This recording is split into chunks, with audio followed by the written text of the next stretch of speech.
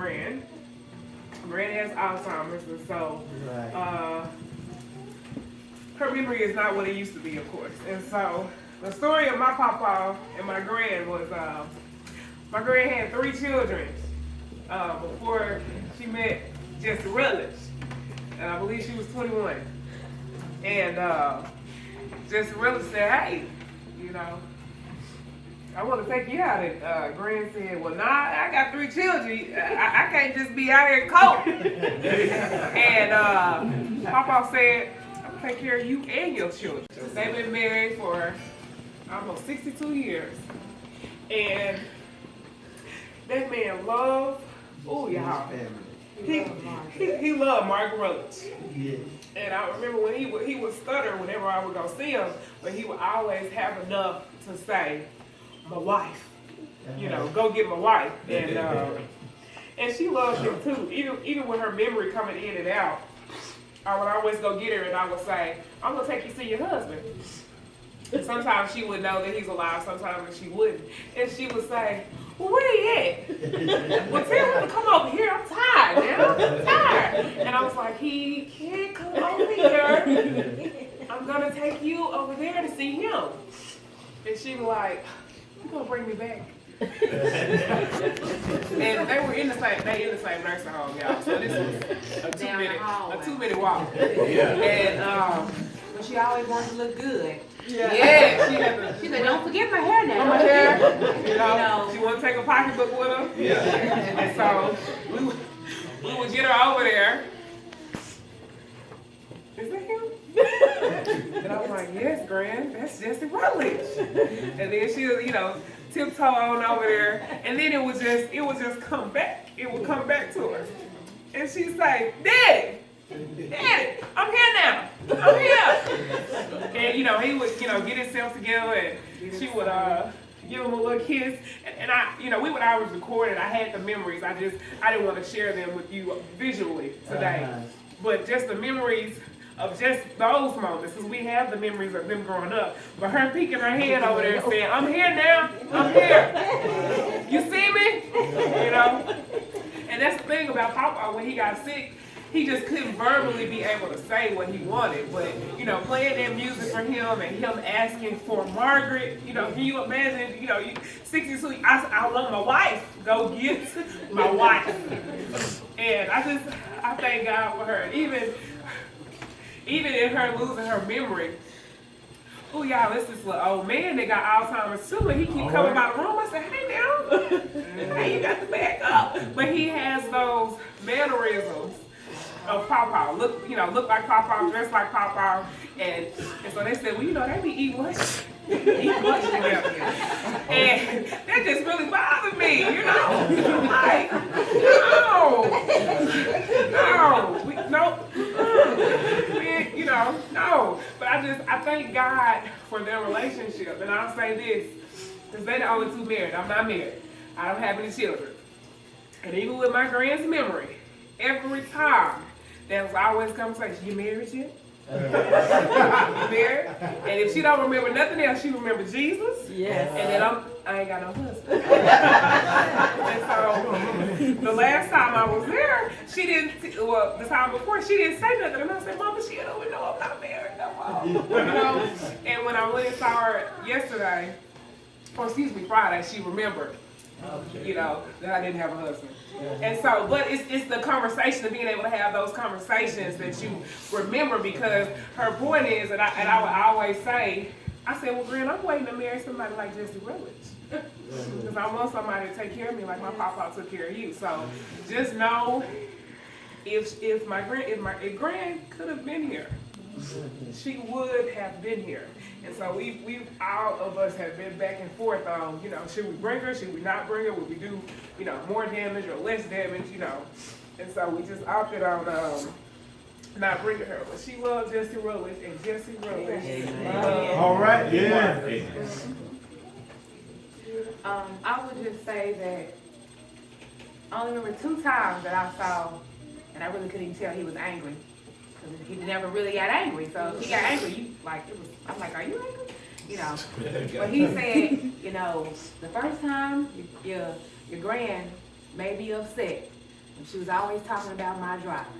And I said, really, Pop? And because we used to wonder, he never drove. He never drove. And I thought maybe he just couldn't drive. He said, well, you know, Margaret made me upset. I was, Margaret made you upset? Well, And so he wouldn't drive anymore. So he let her drive him everywhere. He would just sit over there.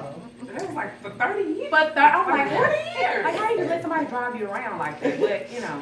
And the second time was us. I don't even know what we did, but he took off his belt, and I wrote the thing on the back of the program.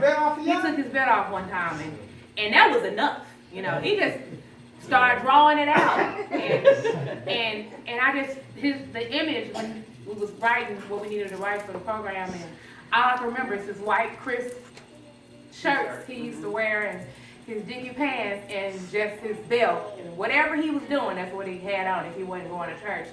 And so to see him to pretend, because he never laid a hand on us.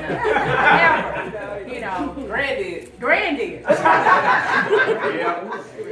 Pop, you know, never. So just the thought, you know, was like fear, and the thought when I wanted to pick cotton.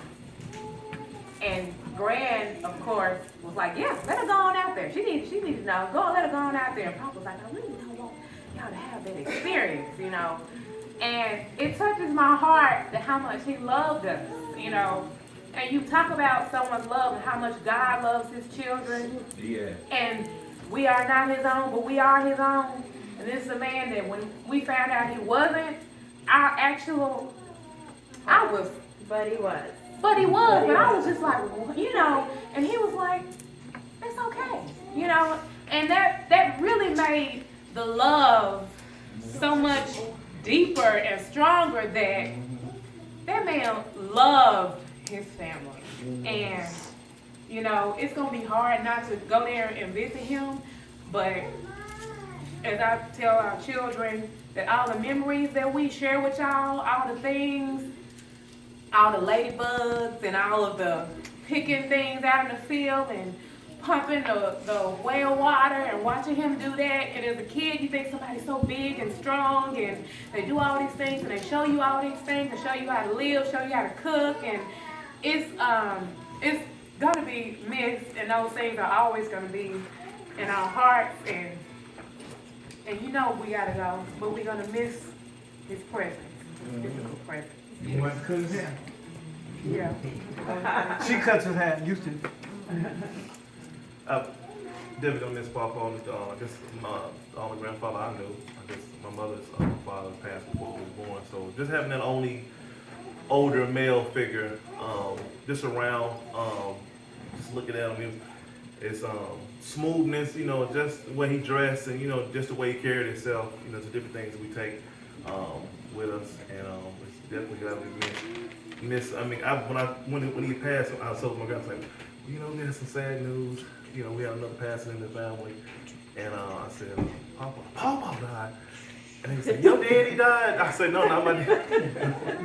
And it was like, and I was like, you know, Pop. And it was like, and it was like, oh, because it was like, but just saying, I said, y'all may remember him now. You know, you see him older, a little feeble, but you know, I remember Papa was playing the guitar, being at the church, you know, down in the woods. It was like, we got to go down here. You go down to this, you know, the church in the field, pretty much almost. But just, you know, just having those memories of Papa playing the guitar and moving around, and you always take those just memories with our Papa. And one last thing, just seeing him now, he's getting older and ready to move. You know, I was like, get that mirror, make sure he got his hat on right. You sure got it. You know, make sure, you know.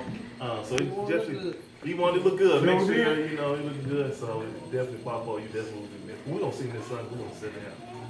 This is a song that says, in my heart, glad I got Jesus down in my heart.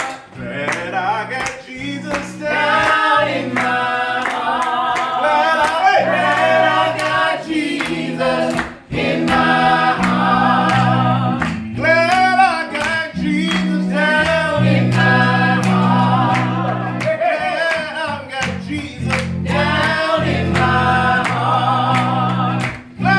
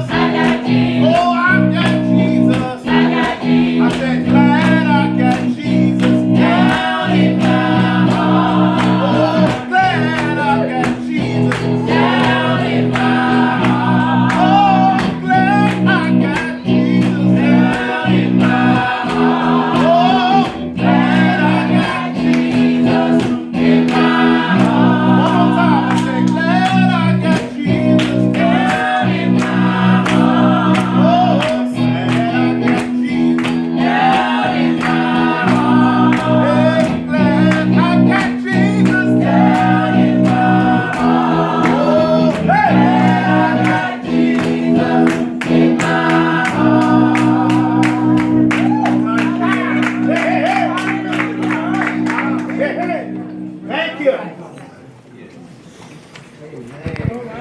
He told Margaret, he said, give me the keys, Margaret. Mama said, there the keys is.